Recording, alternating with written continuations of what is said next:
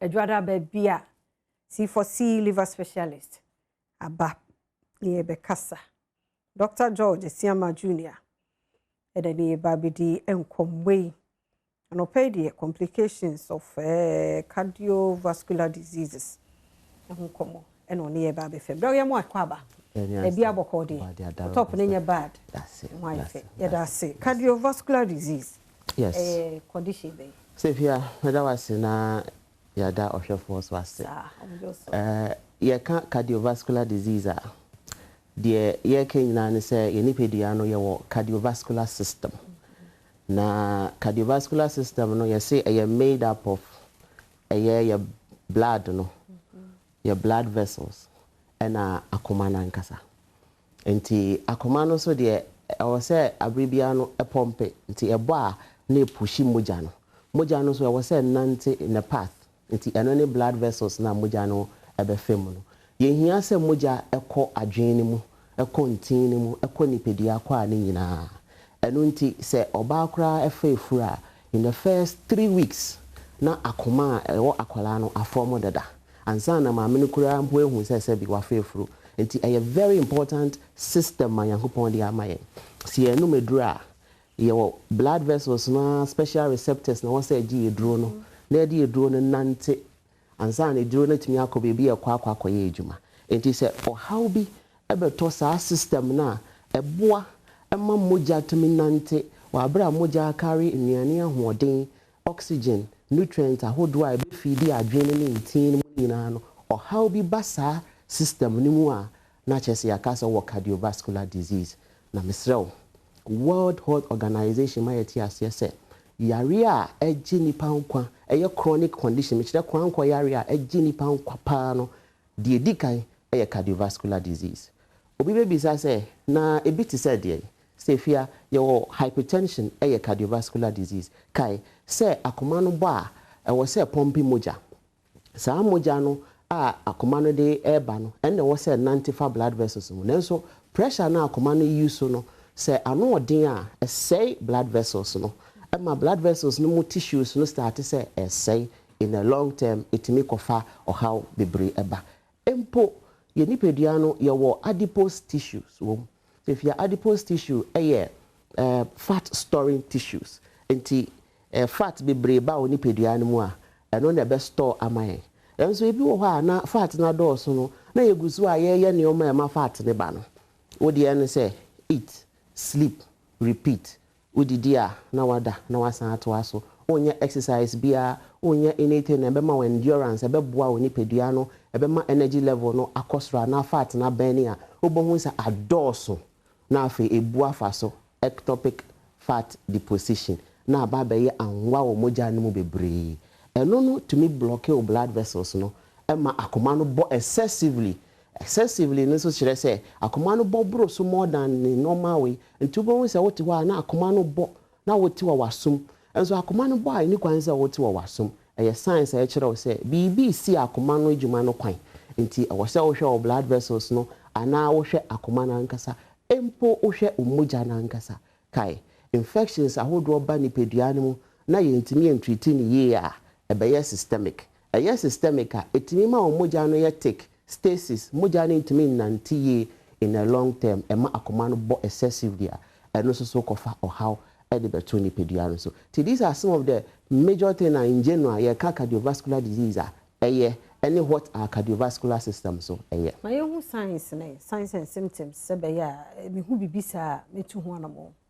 signs and symptoms of cardiovascular disease pain bebre no a silent killer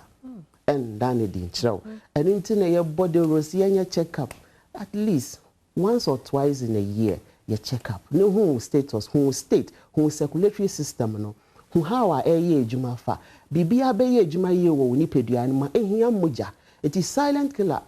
ba akupan no mouth science bia but ebi wo ho na ebeda bibie di a kirewa etimi ma wonya palpitations na chesa akoma no bo a woti ewo wasum etimi ema woti paa no bebre wo ho a frontal ana say occipital woti ko no bebre bisukura ti ma weni so echinwo ema weni so kura so ye wisi bebre ema enna ho ye de o stress level etimi kosoro nti how no so say stress level e cosro no now will produce more of the stress hormone na sa stress hormone no so ma blood vessels no can abomu more nti we are some of the signs and symptoms etimi kura ma se bi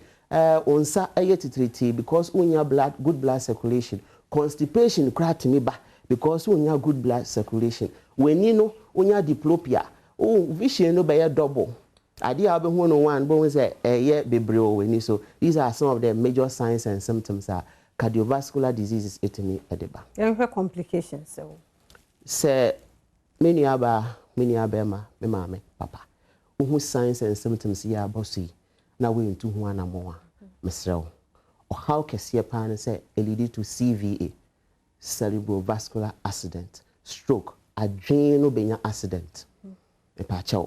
adrenal accident vascular dementia ba na chese a refie beto so bebre o refifi ni oma bebre o bronchus area no benya problem ahoso so ne boyen wo ye kasa nti bon say speech be ye bled and sled bebre ebi so kra o ha onya hemiplegia ofa tumi adwojo ma empo eka woni pedua ni nyina onsa titriti bebre kai si ye wo akola foforo na ekomode na ontimi nkasa se ekomode nti ya na osu saa na ntin no so te se ekomode na so wonya nutrient na wo se moja no de mani ni ye a no no so start se osu ni su ne se na titriti one mind one fee no apel bon so ho no adwojo na afi ofa adwojo na ba be bedre no wa kampem Mr. Kidney problems so to me ba because of cardiovascular disease akoma no ene ye kidney ye adwuma bebre enti se ye nhwe yakoma ni ye a kidney no so ye very hungry organ opemoja ti anhwe ni ye a ono so to me ya problem ema nsuo kura no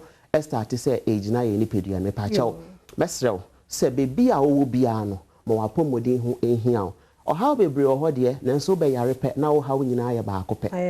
Mr. but modern anahwehwe C4C liver specialist echira kwan Adom nti ye all over Ghana and to some extent some part of Europe ye de draw on waso abejo so friend Liverpool na me say but modern anama onsa enkebi number me de tu no ofra 24/7 ye bejo so na ye no edi enkomo ye branches ahodo bebre no so Central Region Cape Coast Green Hill opposite Addison Square Garden Aguna Odoben so branch kese pa ewo ho Accra ha ye wa Dental SDA Junction Kumase ejo so kwa Mojache Junction na ewo mesel but modern anafa number in a friend place you order for Liverpool more than one ubenya a special discount na free delivery no so gusu aye ejuma number no 050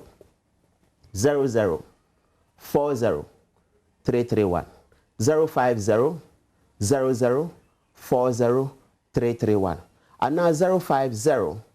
00 40 328 050 00 40 328 C4C liver specialist hospital yes so brebo eya won kwantikai na hye so na kai say ya giendo ni di gia treatment plans ni di tina abiri bi ka say once treated forever treated anope yada obi biase yeah so yeah that's C4C liver specialist na yete won en kano